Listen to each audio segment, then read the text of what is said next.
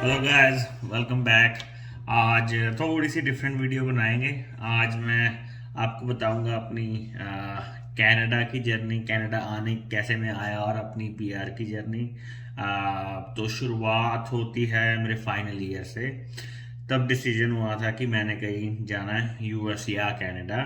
और influence main जो मुझे करने वाला था वो था मेरा एनआईटी वाला रूममेट। उसको था कि मैंने यूएसए जाना है और मैंने वहीं से पढ़ना है। तो मुझे भी हुआ क्योंकि मैंने ना एनआईटी में कम थी जीपीए। तो मुझे था कि जॉब तो अच्छी ज़्यादा मिलने वाली है नहीं, तो चलो बाहर ही चलते हैं। थोड़ा मुझे कनाडा का इसके कारण लालच था कि इधर पीआर जल्दी मिल जाती है। यूएस की थोड़ी हॉरर स्टोरी सुनी थी कि 15 साल 18 साल, कम से कम 10 साल तो है ही है। इसके कारण आई चोज कनाडा। और कनाडा आने के लिए मैंने सोचा कि यूनिवर्सिटी में जाना है, तो सबसे पहले तो अपने को चाहिए जीआरई। तो जीआरई की मैंने तैयारी शुरू की। एनआईटी में फाइनल ईयर में ही तैयारी शुरू कर ली थी जीआरई की। जीआरई की मेरी तैयारी ऑलमोस्ट फिनिश हुई जब कॉलेज फिनिश हो गया मेरा अराउंड मई में। तो फिर पता लगा कि जीआरई के लिए तो मुझे करना पड़ेगा अपना पासपोर्ट अप्लाई, क्योंकि पासपोर्ट के बिना जीआरई के एग्ज़ाम नहीं दे सकते आप। तो फटाफट पासपोर्ट के लिए अप्लाई किया, पासपोर्ट मेरा बन के आया। और अभी आया ही था कि तुम्हारा पहुंच जाएगा, पासपोर्ट बन गया है। तो मेल में था, पासपोर्ट नंबर आ जाता है। तो मेरा पासपोर्ट नंबर आया, मैंने तभी जीआरई बुक करा दी।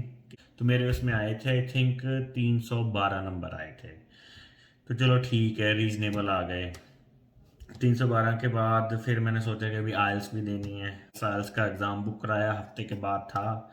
उसके जो वो ब्रिटिश वाला था, तो उसमें जितने भी एग्ज़ाम्स वगैरह सॉल्व करने थे वो सॉल्व कर लिए, प्रैक्टिस कर लिए, इतनी देर में हो जाए।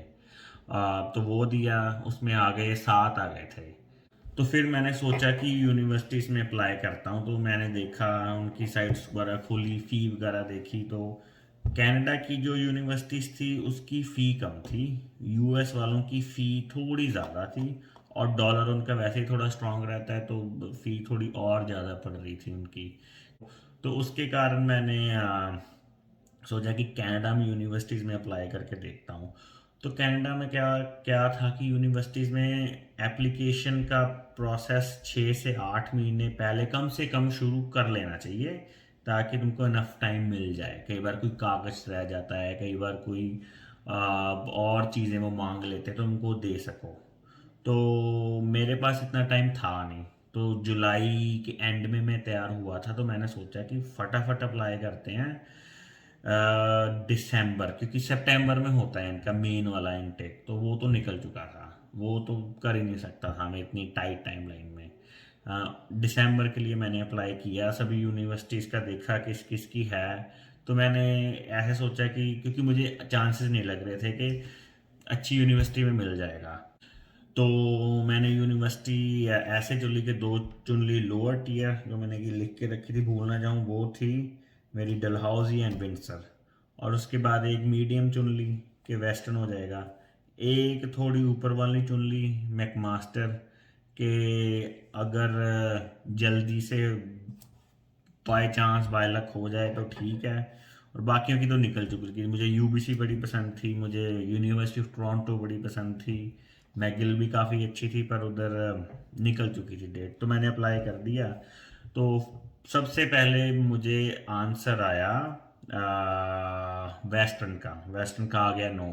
चलो ठीक है, ये गई।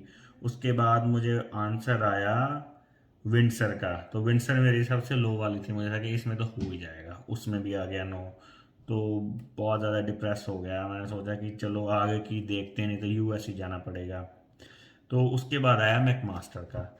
मैकमास्टर वालों का आया कि हम तुम्हें master of engineering and public policy करके ना कॉम्बो कोर्स है, जिसमें तुमको थोड़ा पब्लिक पॉलिसी का पढ़ाते हैं कि मतलब पॉलिसीज कैसे बनाती है गवर्नमेंट, और थोड़ा पढ़ाते हैं सिविल इंजीनियरिंग का।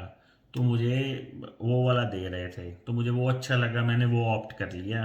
और वो कहते हैं कि पक्का नहीं है, एक इंटरव्यू भी होगा। तो करते करते करते सारा प्रोसेस, दिवाली के दिन मेरा इंटरव्यू था, 2014 की दिवाली। तो कोर्स जो मेन थी, कोर्स की हेड उसके साथ था, इंटरव्यू हुआ, आधा घंटा पौना घंटा चला होगा। तो उसने मुझे उसमें से बोल दिया कि हाँ तेरा हो गया अभी, कागज़ भेज देंगे तुझे। मैंने बोला कि जल्दी भेज दे मुझे, क्योंकि काफ़ी देर हो चुकी है ऑलरेडी। तो ठीक है, उधर हो गया। तो कागज़ भेजते भेजते, क्योंकि एक्चुअल लेटर लगती है, ऑफ़र लेटर वीज़ा लेने के लिए, तो वो आते आते आते ऑलमोस्ट मेरा अक्टूबर का एंड या आई थिंक नवंबर का मिड हो गया था, ऑफर लेटर आते आते। तो बहुत ज़्यादा टाइट टाइमलाइन थी। दिसंबर में तो जाना था, जनवरी में कोर्स शुरू हो रहा था, तो फटाफट ऑफर लेटर आई। नवंबर के एंड में ही आई थी। दिसंबर में एकदम से, नवंबर के एंड में अप्लाई कर दिया। दिसंबर में रफली आई थिंक 10 तारीख के आसपास मेरे पासपोर्ट पे मोहर लग के वीज़ा लग के आ गया था, स्टडी वीज़ा। तो 2 साल का को वीज़ा लगा था। कोर्स मेरा साल का ही था वो, पर वो आई थिंक मास्टर्स देख के उन्होंने लगा दिया होगा। तो लग के आया, रेडी टू गो, फटाफट टिकट बुक कराई। 50-60 हज़ार की टिकट बुक हुई मेरी। थोड़ी महंगी थी, पर चलो, कनाडा जा रहा है लड़का, कोई बात नहीं। तो किया, सब कुछ किया, कनाडा पहुँचे, फ़्लाइट में बैठे। तो कनाडा के मेरा कज़न था, ब्रिटिश कोलंबिया में, वैंकूवर में रहता है वो। तो उसने मेरी मदद की। kijiji, यहाँ पे kijiji चलती है काफ़ी ज़्यादा, वहाँ से रूम रेंट वगैरह किए जाते हैं। तो kijiji पे उसने मुझे एक रूम ढूंढ के दिया। मैं आया इधर, रिश्तेदारों के पास रहा 1-2 दिन, उसके बाद फ्रेंड्स के पास चले गया। फ्रेंड्स के पास से फिर मैं गया, हैमिल्टन पहुंच गया, जहाँ पे मेरी यूनिवर्सिटी थी, मैकमास्टर। तो मैकमास्टर में आसपास कमरा ढूंढा, तो वहाँ पे पहुंचा। पता लगा कि वो बेसमेंट वाला कमरा है, उसकी हाइट है 5 फीट 5, और मेरी हाइट है 6 फीट 1। तो मैं ऐसे करके चल रहा था। तो कमरा छोड़ना पड़ा रातों रात। तो बैग उठा के फिर मैंने ऐप डाउनलोड की जीजी की, फटाफट ढूंढा। तो वो अच्छे थे, पुराने वाले ने किराया वापस कर दिया। तो नई जगह पे गया, वो थोड़ा दूर था, पता नहीं था, गलती से शेडी, थोड़ा ना हुड शेडी एरिया में चला गया मैं। वहाँ पे पहुँचा, 1-1.5 महीना वहाँ पे रहा। वहाँ पे पता लग गया फिर, वहाँ पे पहुँच के 1-1.5 महीने में, कि अपनी कम्युनिटी, इंडियन कम्युनिटी सारी कहाँ पे रहती है। तो उसके बाद चेंज किया फिर से। तो एक बहुत मान्यता है गुरुद्वारे की, बाबा बुड्ढा जी का गुरुद्वारा है हैमिल्टन में। तो उसके पास फिर मैंने घर लिया। तो वहाँ फिर रहा, पढ़ा। तो मेरा साल का कोर्स था, तो पहले 8 महीने तो मैंने काम नहीं किया, कि मास्टर्स है, अच्छी तरह से पढ़ना है, दिस एंड दैट। और उसके बाद फिर जो जीआईसी थी मेरी, जो जीआईसी होती है, $10,000 इंडिया से हम लेके आते हैं, हर महीने तुमको थोड़ा थोड़ा मिलता है, वो भी ख़त्म होने वाली थी। तो मैंने बोला कि अब तो कुछ ना कुछ करना पड़ेगा। क्योंकि क्या था कि मेरा ना रेंट काफ़ी कम था।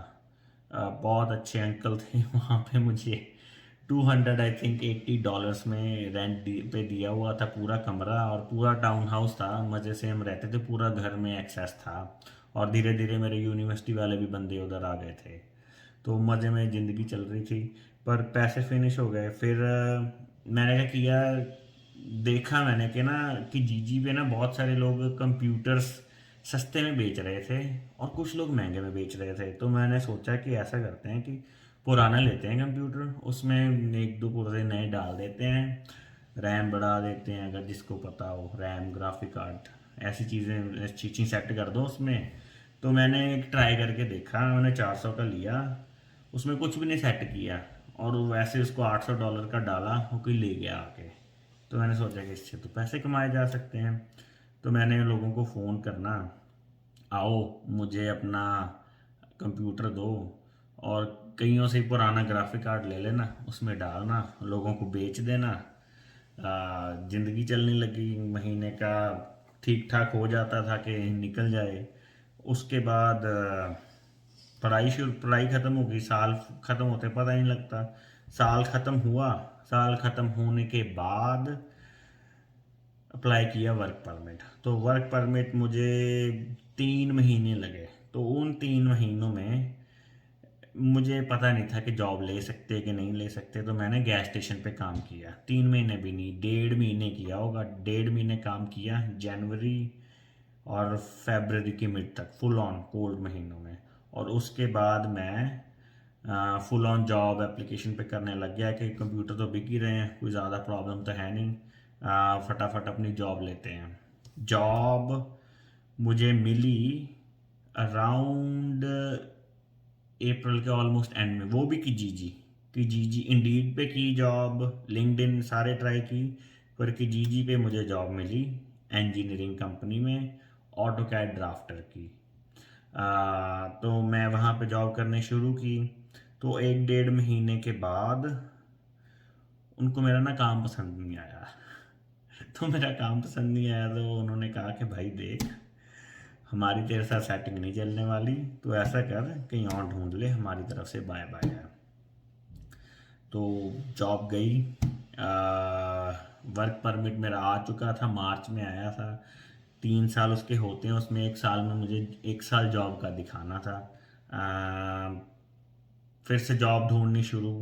सिविल इंजीनियरिंग का होता है सीजनल जॉब होती है, जब थोड़ा फॉल आ जाते तो जॉब्स कम हो जाती हैं।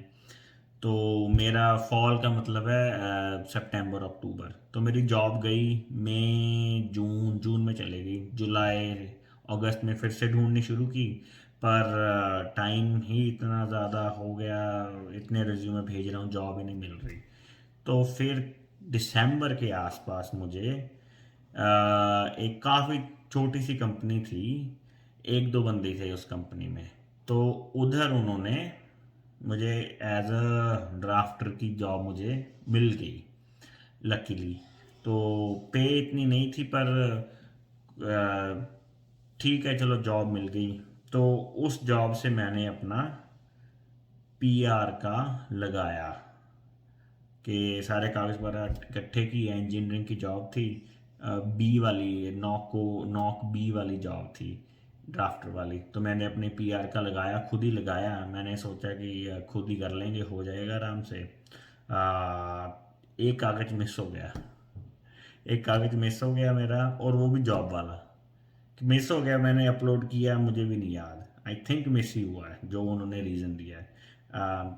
वापस आए और कहते रिजेक्टेड। टेंशन में फिर, क्योंकि अब जॉब भी है, सब कुछ एक्सपीरियंस भी पूरा हो गया, फिर भी रिजेक्टेड। और ये सब करते करते मुझे मेरे वर्क परमिट के ऑलमोस्ट 2.25 साल निकल गए थे। तो फिर मैं सोचा कि अब मैं दोबारा से नहीं पंगा ले रहा, मैं जाऊंगा किसी एजेंट के पास। तो मैं किसी एजेंट के पास गया। एजेंट ने मुझसे थोड़े बहुत पैसे लिए और मुझे बोला कि ठीक है तेरी जॉब अप्लाई, सॉरी जॉब नहीं, पीआर अप्लाई हम कर देते हैं। तो उसने सारे पीआर वगैरह अप्लाई किया। और ये सब करते करते आई थिंक 7 महीने रह गए थे मेरे वर्क परमिट के। वर्क परमिट के ऑलमोस्ट जब फिनिश होने वाला था, मतलब मैं रेडी था कि मुझे वर्क परमिट की अब एक्सटेंशन डालनी ही पड़ेगी, इसके बाद मेरा वर्क परमिट फिनिश हो जाएगा, पीआर तो अभी आ नहीं रही। तो बिल्कुल डालनी ही थी, वर्क परमिट का महीना रह गया, तब मेरी पीआर आई। तो पीआर आई, वेरी वेरी हैप्पी कि भाई ज़िंदगी का वो स्ट्रगल वाला फेस पूरा हो गया, जिसमें कि टाइमलाइंस थी कि ये करना है, फिर ये करना है, फिर ये करना है। और फिर खुश हो गए काफ़ी ज़्यादा, पार्टियाँ की, सारे फ्रेंड्स को बुलाया, बड़े मज़े किए। तो ये थी मेरी पीआर स्टोरी, थोड़ी सी डिफरेंट थी जो आप यूजुअली सुनते हो, पर स्टोरी तो स्टोरी है, ये थी मेरी वाली।